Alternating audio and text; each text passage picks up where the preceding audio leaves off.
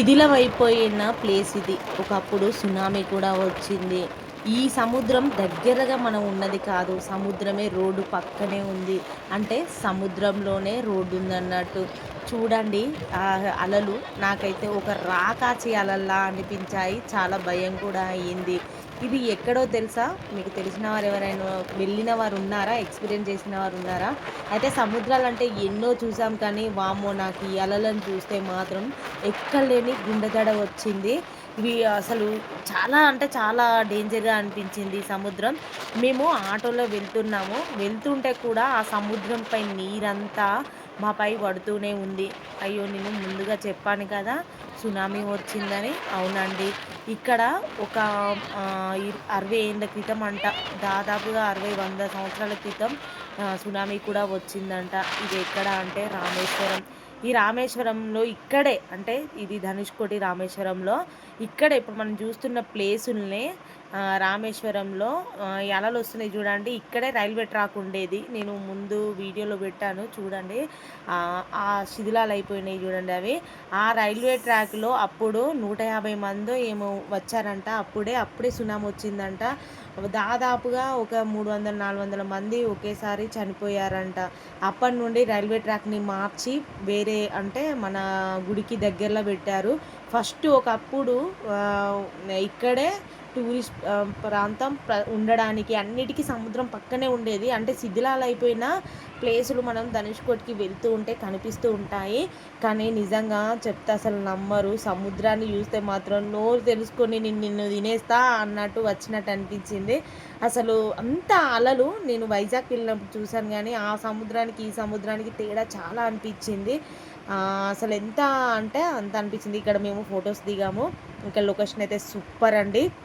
నేను వెళ్ళాను. సన్‌రైజ్ చూడాలి అనే విషయం నాకు తెలియదు. కాకపోతే మేము అనుకోకుండా అన్నీ జరిగిపోయాయి. అసలు రామేశ్వరం వెళ్ళడమే అనుకోని ప్రయాణం అంటే, అక్కడ సన్‌రైజ్ చూడడం మరీ అద్భుతం. నేనైతే చెప్పదగ్గ విషయం. అలలు చూడండి ఎలా వస్తున్నాయో ఈవినింగ్ టైంలో అస్సలు. కానీ చాలామంది ఫుల్ ఎంజాయ్ చేశారు. కాసేపటి దాకా అసలు లోపలికి వెళ్ళనీయలేదన్నట్టు. అంటే బీచ్ ఇప్పుడు అలలు వస్తున్నాయి చూడండి. అక్కడ వరకు దాకా వెళ్ళనీయలేదు. అసలు వెళ్ళడం కూడా ప్రమాదమే. కానీ వెళ్ళినా కూడా జాగ్రత్తగా ఉండాలి అక్కడ. ఎందుకంటే చాలా డేంజరస్ ప్లేస్ అది. ఏదన్నా ప్రమాదం అవుతది ఖచ్చితంగా. వాస్తవానికి కాదు అనుకోవడం మన తప్పు. ఇగో ఇక్కడ చూడండి నేను, మా పిల్లలు, మా ఆయన అందరం ఫోటోస్ దిగాము. అసలు ఆ గాలి అయితే గాలి వస్తున్న హ్యాపీనెస్సే. కాకపోతే ఆ గాలిలో మొత్తం ఉప్పే వస్తుంది తెలుసా? మన ఇట్లా సముద్రం పక్కన నిల్చుంటే అసలు ఉప్పు మొత్తం వచ్చి మన బాడీని పట్టేసి మనకి ఎక్కలేని ఇరిటేషన్ తెప్పిస్తది. సముద్రంలో గాలి ఎంత వస్తుందో అంత ఇరిటేషన్ వస్తుంది. ఇదైతే నిజమే. అవునా కాదా? మీరు కామెంట్ బాక్స్‌లో కామెంట్ చేయండి. అయితే ఇగ ఇది చూడండి సన్‌రైజ్. అస్సలు అద్భుతం ఇదండి. అన్నీ మర్చిపోయాను నేనైతే. ఎందుకంటే నా లైఫ్‌లో ఇలా ఇంత మంచి వ్యూ చూడడం అయితే సినిమాలలో చూశాను. ఒక సినిమా ఎగ్జాంపుల్ చెప్తాను నేను. నా ఎక్స్‌పీరియన్స్ ప్రకారం 'స్నేహితుడు' సినిమాలో లాస్ట్‌లో వాళ్ళ ఫ్రెండ్స్ ఆయనని కలవడానికి వస్తారు సముద్రం దగ్గరికి. అప్పుడు కనిపిస్తది చూడండి లొకేషన్. అది ఎక్కడో నాకు తెలియదు గానీ, ఇక్కడ నేను 'జై శ్రీరామ్' అని రాసాను. ఇక్కడ ఒక అద్భుతం ఉందంట. ఏంటో తెలుసా? మనము ఇట్లా ముందే 'జై శ్రీరామ్' అని రాస్తే ఇక్కడ అలలు తాకాయంట. నేను మాత్రం అలలు వచ్చే దగ్గరనే రాసిన. అట్లా కాదంట. అలలు వచ్చే టైం కాదు. అలలు వెనక్కి వెళ్ళి వచ్చే టైం వరకు మనం రాయాలంట. అయితే నేను వచ్చేటప్పుడు రాశాను కాబట్టి అవి తగిలిపోయాయి. మళ్ళీ ఇక్కడ శివలింగాన్ని ఈ సముద్రం లోపలే చేస్తారు. అప్పటిదాకా లోపలికి పోనీయలేదు. సన్‌రైజ్ టైంలో మరెందుకో లోపలికి అలో చేశారు. కాకపోతే మేము కూడా జాగ్రత్తగానే ఉన్నాం. మా పిల్లల్ని చూసుకుంటూ అక్కడ గడిపాము. ఇగ మా ఆయన, మా పిల్లలు చూడండి ఎంత ఎంజాయ్ చేస్తారు. నేనైతే శివలింగాన్ని చేస్తున్నా. ఇక్కడ రామేశ్వరంలో స్పెషల్ ఏంటంటే సీతాదేవి శివలింగం చేసిందంట గదా! అదే స్పెషలు. అంటే హనుమంతుడిని, శివలింగాన్ని కాశీకెళ్ళి తీసుకురమ్మంటే అది ముహూర్తం టైం వరకి తీసుకురాలేకపోయాడంట.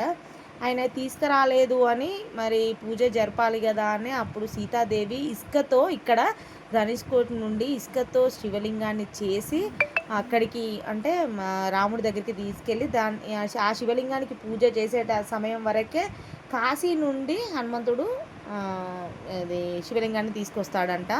ఇదొక కథ. నేను గూగుల్‌లో చూశాను. ఇదైతే నాకు తెలిసింది నేను చెప్తున్నాను. అయితే ఇగ చూడండి మేమైతే ఇట్లా పెట్టినాం.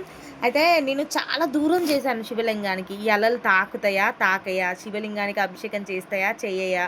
అని ఇగ నేనే అక్కడ వాటర్ తీసుకొచ్చి కొంచెం ఇగ శివలింగం చేశాం గదా! అభిషేకం అయితే చేయాలి గదా! అని కొన్ని వాటర్‌తో అయితే అభిషేకం చేశాను. ఇగ అలాగే మా ఆయన, మా పిల్లలు అందరూ చేశారు. ఎందుకంటే మాకు ఇంట్లో శివుడంటే చాలా సెంటిమెంటు. అంటే శివుడనే గాదు, మేము ప్రతి ఒక్క దేవుడిని బాగా సెంటిమెంట్‌గా మొక్కుతాము. ఇక చేసాం కానీ ఇక ఈ అలల్లో అసలు తాకవు అనుకున్నా, నేను చాలా దూరం చేసిన. అయితే మీకు ఒకటి అబ్జర్వ్ చేయండి, నేను ఇక్కడ ధనుష్కోటిని చూసిన, మనము ఎంత దూరం పోతే నెక్స్ట్ వచ్చే అలా మనల్ని తాకడానికి అంత దగ్గరికి వచ్చినట్టు అనిపించింది నాకు. మేము స్టార్టింగ్ పోయినప్పుడు మేము ఉన్న చోటు ఇప్పుడు మీకు కనిపిస్తున్నాను చూడండి, అక్కడ ఉన్నదానికన్నా కొంచెం లోపలికే ఉండే, కానీ మెల్లగా మెల్లగా మెల్లగా నీ శివుని చేసిన చూడండి అక్కడి వరకు వచ్చింది. మళ్ళీ మా చిన్న అబ్బాయి ఒక శివలింగాన్ని చేసిండు పైకి, నేను చేసిన దానికన్నా ఇంకో కొంచెం పైకి, ఇంకా అంతకన్నా పైకి వచ్చింది. అసలు నాకైతే అద్భుతంగా అనిపించింది. కాకపోతే నేను మళ్ళీ చెప్తున్నా, ఈ సముద్రం వస్తూ ఉంటే నోరు తెరుచుకొని మనల్ని మింగుదామని వస్తున్నట్టుగా అనిపించింది నాకెందుకో. నాకు అసలు కొంచెం మనసులో భయం ఉండే, అటు మా పిల్లల్ని చూస్తూ ఇటు సన్ రైజ్ని చూస్తూ ఎంజాయ్ చేస్తూ ఇలా చూడండి మీరు మెల్లగా మెల్లగా చూసిందా శివలింగానికి అభిషేకం చేసేసింది. అంటే గంగాదేవి అంటే ఎవరైనా సముద్రం అయితేంది ఎవరైతేంది కానీ గంగాదేవి శివుడికి అభిషేకం చేయకుండా ఉండదంట. ఆమెకి శివుడు ఆమె ముందు కనిపిస్తే ఖచ్చితంగా అభిషేకం చేస్తుందంట. చేసింది. ఇక మేమందరం అయితే హ్యాపీ. మా ఆయన చూడండి 2 చేతులు పైకి పెట్టి హ్యాపీగా ఫీల్ అయ్యింది కదా. ఎంత ఎంజాయ్ చేసినామంటే అసలు స్లో మోషన్ వీడియోస్ మేమే కాదు చాలామంది లోపలికి వచ్చి ఫుల్ ఎంజాయ్ చేసారు.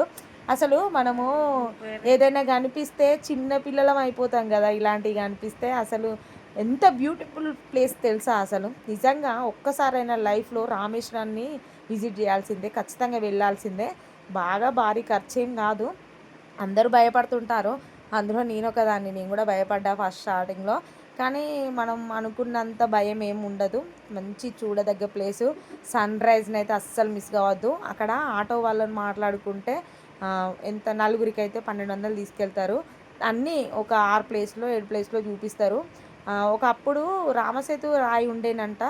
అయితే ఆ రాయిని అందరు ముట్టుకోవడం వలన కాశీ నుండి కేసేసిరంట. అది రీసెంట్గా జరిగిందంట. లాస్ట్ ఇయర్ వరకు అయితే రామసేతు రాయి కూడా చూపించారు. కాకపోతే ఇప్పుడు రామసేతు రాయిని ఒక హనుమంతుడి గుళ్ళో లోపల పెట్టి అది కూడా చూపిస్తున్నారు, కానీ ముట్టుకునే అవకాశం మనకైతే లేదు. అదొక తొట్టిలో వాటర్లో వేసి ఉంచి చూపిస్తున్నారు. కానీ చాలా అంటే నేను చాలా ఫొటోస్ దిగాను, వీడియోస్ దిగాను, ఫుల్ హ్యాపీగా ఎంజాయ్ చేశాను. మా పిల్లలు అయితే ఇక మరీ చెప్పనవసరం లేదు, ఎప్పుడెప్పుడు నీళ్ళలో పోదాం. కానీ ఈ సముద్రం ఆల్రెడీ మేము అగ్నితీర్థంలో స్నానం చేసినాం కాబట్టి సముద్రంలో ఇప్పుడు ఇక్కడ స్నానం చేస్తే ఆటో డ్రైవర్లు మనల్ని ఆటో ఎక్కించుకోరు. ఎందుకంటే ఇక్కడ ఇట్లా ముట్టుకుంటేనే చేతుల్లో ఉప్పు వస్తుంది, అంత ఉప్పు ఉంది. ఆయన ముందే అన్నాడు మా ఆటో డ్రైవరు, ఉప్పు వస్తుందమ్మా మీరైతే ముందే ఉప్పు అంతా దులుపుకొని రండి అని అన్నాడు. అయితే ఇక్కడికి రావడానికి కూడా ఒక టైమింగ్ ఉంటుంది. 7 తర్వాత ధనుష్కోటికి అలో ఉండదు ఆటో వాళ్ళు. అందుకే సన్ రైజ్ టైంలో అని అంటే కొంచెం అది ఎత్తారు, కానీ మేమైతే అనుకోకుండా వచ్చి సన్ రైజ్ చూసాం. ఏదైనా అనుకోకుండా జరిగితేనే అద్భుతం కదా, ఆ దేవుడు మాకు అలా చూపించాడు. జై శ్రీరామ్. ఈ వీడియో నచ్చితే subscribe please, like, share and